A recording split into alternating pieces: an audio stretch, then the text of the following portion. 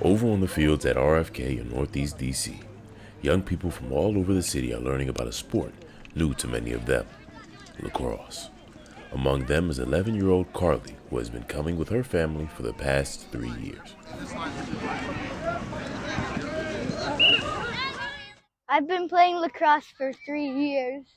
I found out about lacrosse by my friend playing it, and I wanted to try it.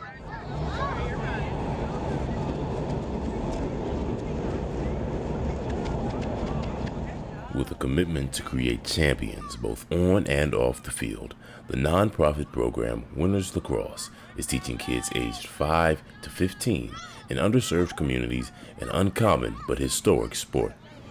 But in girls lacrosse you can't. That's how you pick up a ground ball in boys lacrosse. But in girls lacrosse,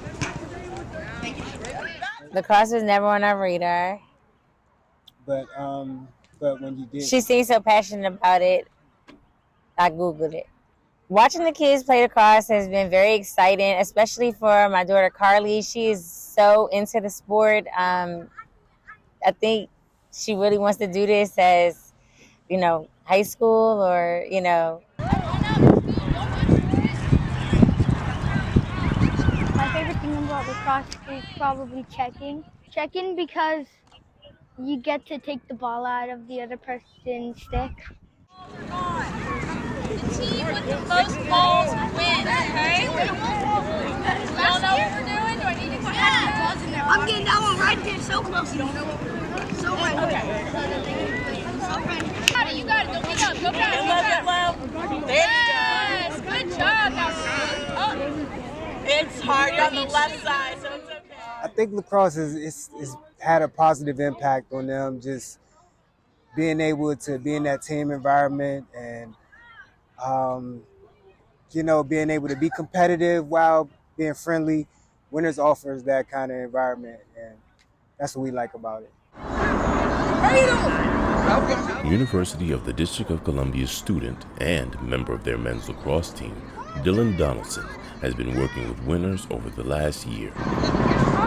When I got into lacrosse, it kind of reminded my father of how he originally wanted to play soccer. So when it came to time to decide if I was going to go play club lacrosse or swim for a club team, and I wanted to go for lacrosse, they were behind that because they felt as though they were supportive of me chasing something that I felt was more enjoyable rather than something that I just happened to be good at. So the town I grew up in is largely Caribbean and Hispanic. So there's a lot of people that look like me. So on my team, I was mainly surrounded by other Black and Hispanic and Latino people on my team. However, every team we played against or every other club team I was on, everyone else was white. And honestly, I didn't notice it until later on when I got into looking for schools and going to the prospect days, is when I started to realize what my competition really was and how rare it is for someone to look like me and play the sport.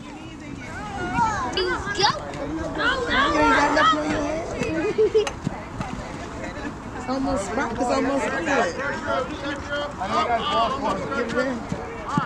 So I think one of the important lessons that I try to impress upon the kids is to show respect to each other, show respect to the sport, and to work together to achieve goals.